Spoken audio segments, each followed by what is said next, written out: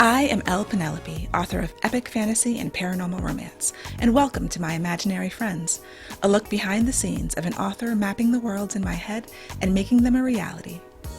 Hello friends, today is Saturday, May 1st, 2021, and this is episode 118 of my imaginary friends. I'm Leslie. I just realized my glasses are very, very dirty. Today's episode is sponsored by the newest historical romance from author Vanessa Riley, An Earl, the Girl, and a Toddler. It's the follow-up to A Duke, the Lady, and a Baby, which received rave reviews from Entertainment Weekly, The New York Times, NPR, and many more. In the story, a shipwrecked woman arriving in London from Jamaica searches for her memories and becomes entangled with a conflicted nobleman who holds more answers than he realizes. Riley tackles race and women's rights through a historical lens, spotlighting the whitewashed history of Black people in Regency England.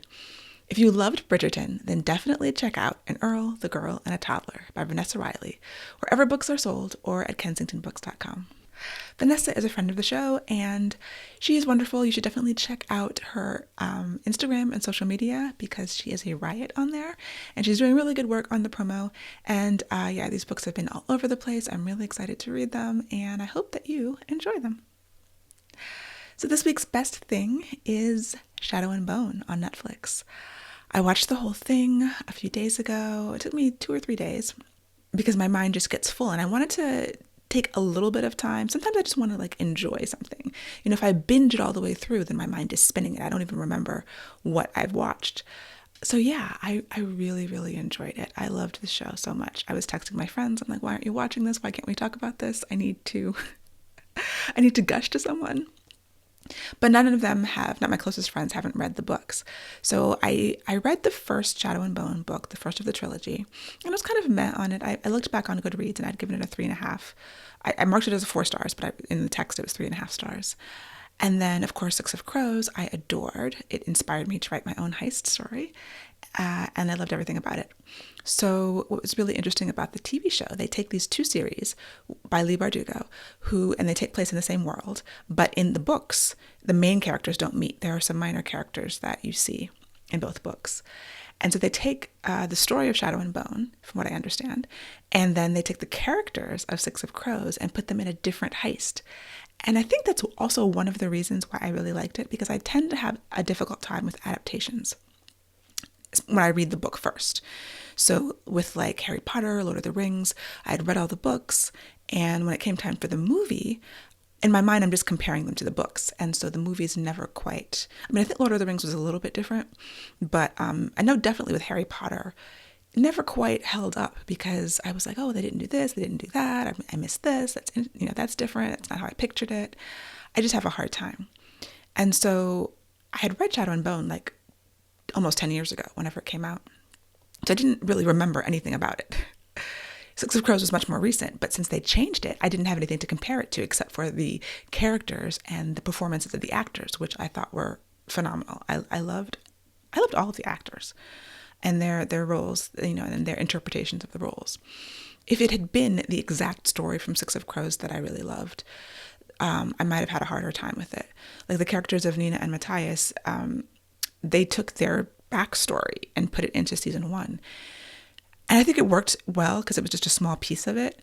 But I think those were my least favorite parts for other reasons. I really still love those characters, and my heart is just in many, many pieces. Because I knew what was going to happen there, because I did remember that. And I won't spoil it, but my heart is in many, many pieces. So, and then kind of what's going to happen to those characters if you read the books, and it's really interesting. But on its own merits, I just felt like it was gorgeous. It was really well done. The acting was really great. Even the actors, the main actor, the main woman who played Alina, and that character is so difficult to for me at least. I liked her performance a lot. And yeah, Ben Barnes doesn't age at all.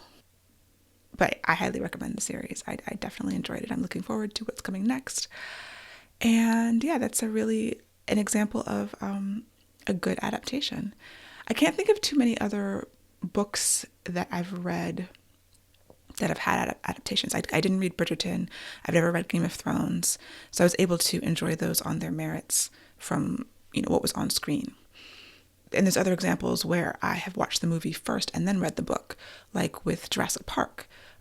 We listened to the audiobook of Jurassic Park a few years ago, my husband and I, because I mean, he grew up reading Michael Crichton, and I had never actually read any Michael Crichton, and they're really well done. I mean, the book, obviously the movie of Jurassic Park is fantastic, but the book is better, I think. And then like Golden Compass, I watched the movie first and then read the book, and you can't even compare them because they decided to tell a completely different story for whatever reason. I haven't seen the new show or the recent show. I've been meaning to watch it, but so anyway, yeah, highly recommended. I was like, should I spend the whole episode talking about Shadow and Bone? I was like, no, nobody really wants to hear that, but I might actually watch it again because it's also an instance of where, you know, I read the first book, the Shadow and Bone book, and they elevated it in my mind. From what I remember about it, and the world building was kind of my quibble, was that it just felt very light. You know, it was her first book. She has grown so much as a writer because like I said, I adore Six of Crows, that duology. But the TV show has just elevated this world, and maybe because they were drawing from, you know, 10 plus years of her writing and so many books that she has. There's 7 or 8 in the series, the different series that are connected in the same world. But yeah, I thought that they were able to bring something more to a book, and that's always a really interesting thing. So in writing news, I am moving right along on my paranormal romance, my portal shifter story. I have 20,720 words written in the manuscript in 2 weeks, which is really great. I sort of blew past my own estimates. Like I have my written goal is 8,000 words a week. My push goal is 10,000 words a week, and my super push goal is 12,000 words a week. And this week I've gotten 12,571, and I'm still going to write tomorrow. So I count my writing week from Monday to Sunday. So if I write tomorrow, I will push past that. And so then I was thinking, oh, I can go back to my Gantt sheet. I can write this book faster than I thought. I won't need the full, I think I gave myself until the end of July to write this because I thought I would be fast drafting and then doing the revision.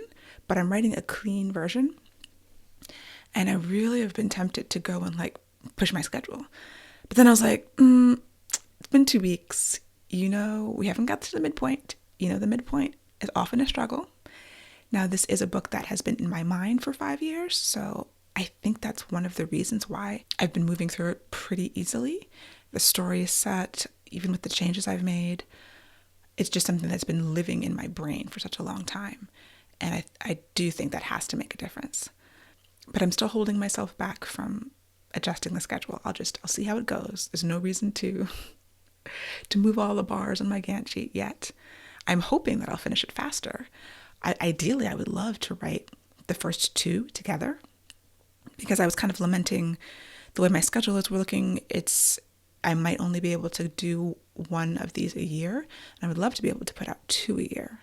And I don't want to burn myself out and, you know, have my eyes get bigger than my hands. I don't know. Like, your eyes can get bigger than your stomach or your writing brain, whatever that should be. I don't want to just like jump ahead too much and then get disappointed. So I'm exceeding expectations right now, and I'll just leave the schedule alone and see how it goes. And then once I actually get to the end, then I'll make some more decisions. I have also been thinking about editors. Like I was going to book my editor in August, but if I'm done with this book early, should I book her early? That's kind of the thing. Like if I think I can finish this book far earlier than planned, should I try to book the editor earlier, or should I just let it sit for like another month or whatever and not do that? So that's the open question that I'm dealing with right now. But yeah, I'm so grateful. It's been so smooth so far. I am almost scared to jinx it. But yeah, like I said, the story's just been with me, and it's coming out very easily so far and clean, which is also a surprise. So since I have altered my normal technique of just doing a fast draft all the way through without going back, I have to sort of figure out the way that this book is coming out. Like, what's the technique for this one? And it's sort of the part of my normal style. It's just the second half of it. So what I'm doing is, I'll write the scene slowly, and then the next day I will go back and revise it and then write the next scene. So I'm basically doing revise one, write the next one, and then the next day revise yesterday's, write today's scene. And that has been working. I am using a feature of Scrivener that I haven't really used before. It's been there for a while, and it is the linguistic focus tool. So you can go into Scrivener and you can have it highlight just the dialogue in your scene. And that's been helpful because I am going back and forth between narrators. And if I take a day between scenes, it's like, oh, what did they say? And so I can go back to yesterday's scene, turn on the linguistic focus tool, and just have the rest of the text fade to gray, and it will be highlighted only the dialogue, everything in quotes. And I can just read it like a play. And that's been really helpful to, because I'm doing the world building and this is the beginning and there's exposition that has to come out and it's a portal. So my main character, Talia, is in this new world and I have to figure out how to do the exposition. Like, how do I give her the information that she needs? Where is she? What's happening? Who are these groups? Who are these shifters? Why? All of the questions that she has, you have to parcel out the information so it's not a big info dump. And I think that it was Margie Lawson who I heard talk about, you think of your backstory like a mirror, you drop it, you shatter the mirror, and then you take little slivers and you splice them in. So you have just like little pieces here and there. And I do always try to do that. And I think I was on chapter 7 or 8 and I was like, okay, now we just kind of need the info dump. So at a certain point, you just need the information. Like, I've been teasing it and I'm like, I think the reader by now is probably either really frustrated with me or just really ready to know as much as possible, or like whatever they need to know in a big chunk. Because, the slivers are great and that works really well. But sometimes you just need to tell them something. Like, show, don't tell until you need to tell. It's kind of my motto. And it's just about finding an interesting way to tell the information so it's not boring. So yeah, using the linguistic focus has allowed me to go back and say, okay, what was said versus what she's thinking and what my hero, the other POV character, Ryan, is thinking. And who knows what when, like all those kind of details that you have to keep track of. So yeah, I have been using that and I recommend it. It's really cool. If you're a Scrivener user, at least on the Mac, it's under Edit Writing Tools and you'll see linguistic focus, and you can highlight nouns, pronouns, adjectives, adverbs, and you can choose how much they fade back, and also direct speech, which is what I've been using. I haven't actually used any of the other ones, conjunctions, prepositions.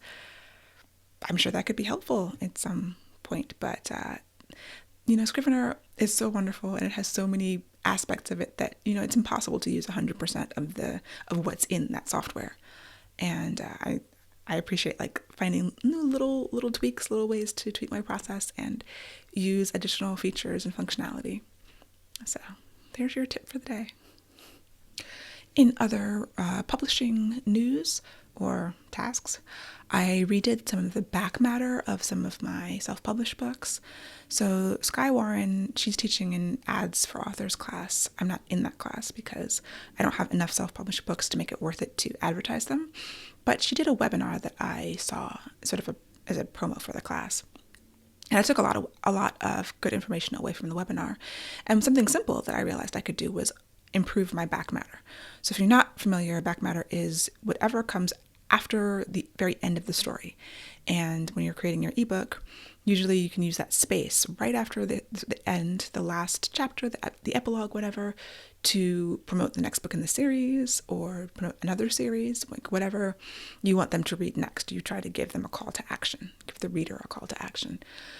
And I had stuff there, but the way I worded it probably wasn't optimized. So I worked on that for Angelborn, Angelfall, and the Cupid Mix-Up, which is currently the first Cupid Guild book is free on all platforms. And I just realized I need to update it on my direct store on PayHip, because my self-published books you can buy direct from my website if anyone wants to do that. And I've uploaded it everywhere else, but I need to make a note to do that.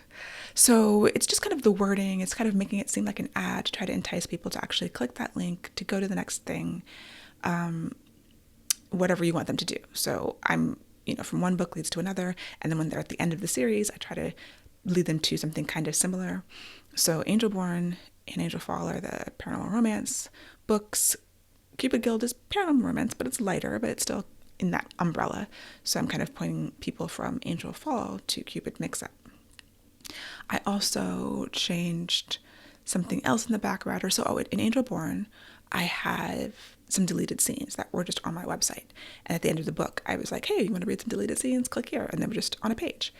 And I was like, oh, well, it would be more advantageous to get them on my newsletter if they're not already there. So I changed it into, to get the deleted scenes, you have to actually sign up for the newsletter, and then they get emailed to you. And then you get pushed into the regular autoresponder, which is the automated email sequence that I already have. So I made that change. And those kinds of things take a lot of time. It took several hours to, set up the email list and the form, and then the autoresponder was already there, but I had to kind of rejigger it and then update the Backmatter, export, check it, upload it to Amazon and Draft to Digital and Google Play. One book is on Kobo. This is why I don't go direct everywhere, because of exactly this reason. Yeah, so I've done that. There were a couple more books. I wanted to check out the other Cupid Guild books and just look at the Backmatter, update it if necessary. I haven't done the Novellas for the Earthsinger Chronicles. Yeah, I need to do those too. So I'm kind of taking it slowly, doing a few books a week as I have time open up in my schedule. But reviewing your Backmatter and also reviewing the autoresponders and the emails, that's always something I try to do a couple times a year, just to make sure I'm not mentioning anything that's out of date. Like I try to keep those evergreen. So when you sign up for my newsletter, you get a short story, you get like 2 short stories, you get the reading list of historical Black speculative fiction, which I really think is cool personally. Yeah, it's about 4 emails you get once a week, in addition to the little video that I send people who sign up. And yeah, just checking to make sure that things are working. I should check the links, because sometimes links stop working on things. There's all kinds of things to do. I need to make a longer list. But I am preparing for the release of the collection of Earthsinger novellas. So I got the print proof from Amazon. They've started putting the not for resale like text on the cover, which is kind of annoying, because I would like to really obviously check the cover. I mean, it's just a thin strip, but it on the back cover, it covers the text. So I mean, obviously I can proof it on the computer, but the whole point of a proof is to proof everything. So yeah, I've got that. I'm waiting for the one from I was going to say Lightning Source. It's Ingram Spark, which is the same company as Lightning Source. And the issue I mentioned last week about the size and the cover, this cover came out perfectly, the Amazon print one. I'm always worried about the spine and the bleed over, because I won't go into it, but just design issues. But it came out exactly the way I wanted it to. It's perfectly lined up, at least on this copy.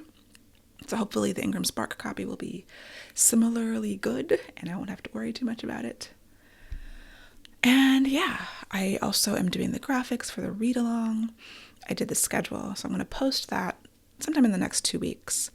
The read-along I'm doing of all the Earthsinger Chronicles, which does mean I have to go back and reread my books. I already have the information for Song of Blood and Stone, and I think I did Breath of Dust and Dawn too, because I've done a read-along previously.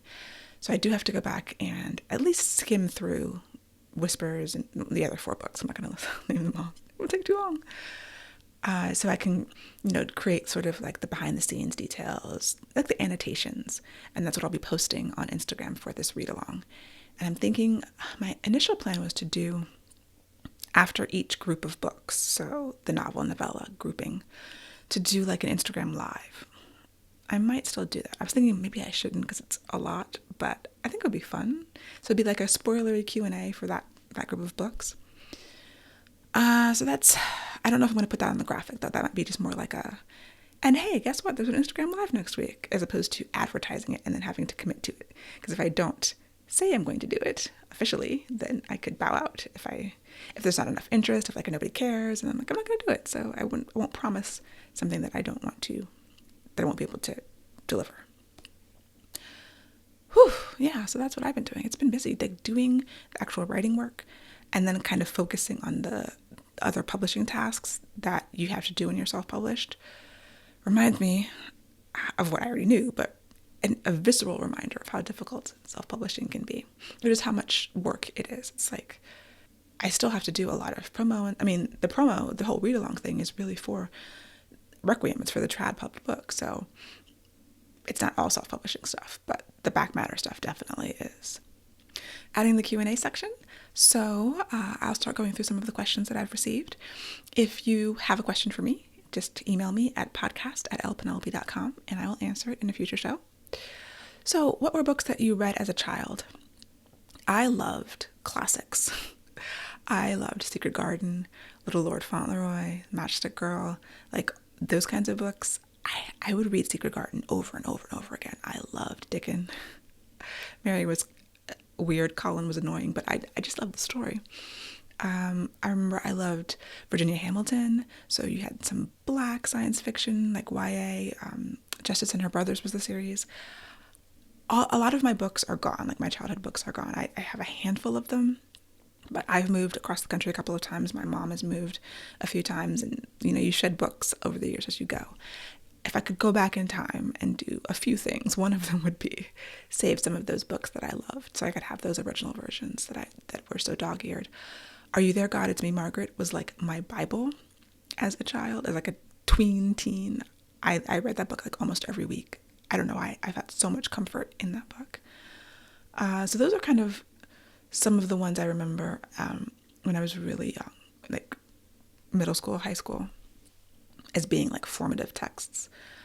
Interestingly enough, Neverending Story was one of my favorite movies as a child. Like I could recite all of the dialogue from that movie. I tried to read the book, and it's so different. I never got through it. Like that's another one of those examples where I'd seen the movie, and then the book was just like, oh wait, that's not how it was in the movie. And because the movie was so close to my heart, I could never read the book. And I hear the book is wonderful, but couldn't do it. And then, what's the scariest thing you've ever written? Did you ever publish or share it?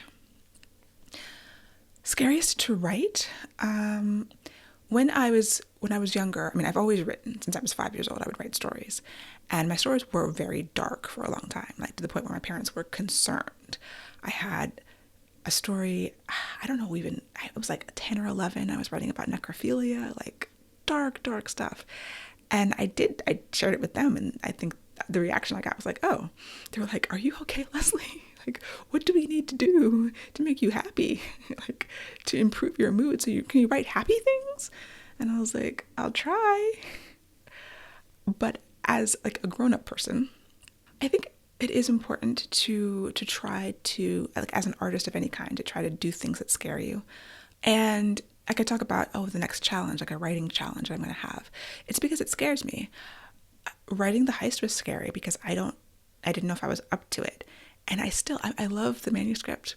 And I wonder what my editor is going to say, because I don't think it's heisty enough. And I feel like I should stop calling it a heist. I mean, it is, but it's not like they're breaking into a bank or anything. It's not like one of those, it's a different kind of heist. It's like a Leslie heist. It's always going to be different. And I'm scared of it now, like the promise of it. Because even though I love it, I'm like, is it going to be what people expect? That's sort of where, those are the things that scare me. Like, I'll try something hard. Just writing something in historical times, that was also scary. I have not wanted to do real life research, and I shied away from it for a long time. And then I decided to do it because it scared me. So yeah, I'm always trying to write things that scare me in those ways. Now, if it's about actual horror, I was in an anthology for Black women horror writers, Sicker X's Daughters, and my horror story, it's actually one of the free short stories you get when you sign up for my newsletter. It's called The Mancana Keel, and it's about a monster, but it's also kind of a love story. But it's not with the monster, it's a human. And at the very end, it's like a little bit of a love story. But yeah, I'm not drawn to horror in that way. Horror for me is like what I've said, like trying to do things that are difficult, that are scary, and that will push me and make me grow, hopefully. Speaking of scary, one of the taglines for Elodie Novodatsky's new podcast, A Self-Published Author's Diary, she always introduces it by saying like what she writes, and one of the things is things that scare the crap out of me. And I always chuckle at that because I think that's really cool. And I am on the episode 11. I'm interviewed on the podcast. I invite you to listen to it. We had a really great conversation. There is also a giveaway. She's giving away one of my books. So if you would like a print book, you get to choose which one it is. I will put a link in the show notes, but you can also go to aselfpublishedauthor'sdiary.com to listen to the episode, to join the giveaway, and check out her books. I'm also going to be at the Imaginarium Book Festival, May 8th and 9th, which is this coming weekend if you're listening in real time. And I'm on 2 panels. They should be really fun. There's a lot of wonderful authors that they got since it's going to be online. It was supposed to be a real life festival in DC, and I was actually looking forward to it. It was supposed to be last year. And then this year we're doing it online, but definitely check it out. It is free to attend, and I'm excited about that too. Check out my events page. I will be at Balticon, and some other things are being booked, so really exciting stuff. And finally, I'm going to link in the show notes to an Instagram post from one of my favorite authors, Colleen Hoover. And it's about her process and failing and not giving up and how she's been stuck for months and months and just her writing process. And I found it like really inspiring and interesting because, as I say, I adore her books. I haven't read anything from her that I haven't loved. And I keep some of her books like in a glass box. Like, I'm not reading this. This is break in glass in case of emergency. When I'm in the worst reading desert, I always want to make sure I have another one of her books that I can read. And of course, all the other ones, the older ones I have her that I can go back to. But yeah, it was a really good post. So if you're struggling and you would like to get a little burst of inspiration from someone amazing who is also struggling, then check that link out. And that's it for me for this week. I will talk to you next week. My goal this week is between 8,000 and 12,000 words. The stated goal will remain 8,000 words. I'm not going to push the goalpost, but if I get past that, if I get more words, I will be very excited. And hopefully I will stay on this nice, smooth track of writing. And happy Mother's Day, because I won't talk to you before then. For episode show notes and to sign up for the Footnotes newsletter and get the show notes in your inbox, go to myimaginaryfriendsshow.com. Subscribe wherever you get your podcasts and watch the video episodes on YouTube. I would really appreciate a rating or review to help support the show, and My Imaginary Friends is part of the Frolic Podcast Network. For more fantastic podcasts, go to frolic.media/podcasts.